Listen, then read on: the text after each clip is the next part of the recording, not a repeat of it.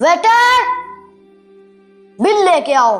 हमने वो वहां पे बंदी। चलो यार, ये कुल्हाड़ी लेके।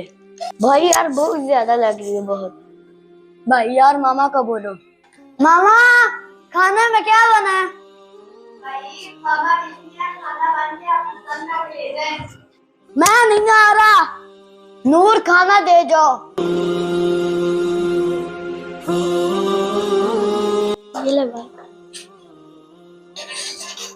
ये क्या है? पकड़ो भाई, चल यार खाना खाने चलते हैं।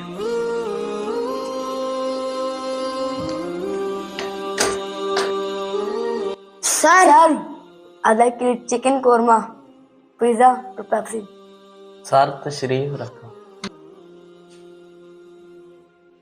चलो यार, कैसा खाना था? मजा ही आ गया। वेटर, बिल लेके आओ। यार 1000 रुपया इसको टिप भी दे दो। 2 3, ये लो आपका बिल और 1000 रुपया टिप। बेटा रुको।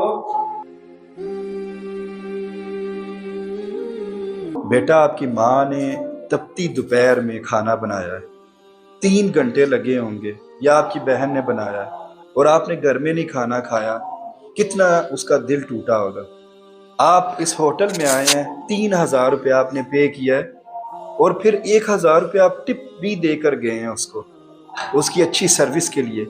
और यही सर्विस आपको हर रोज 3 दफा अपने घर में मुयस्सर है, लेकिन उसकी कदर नहीं।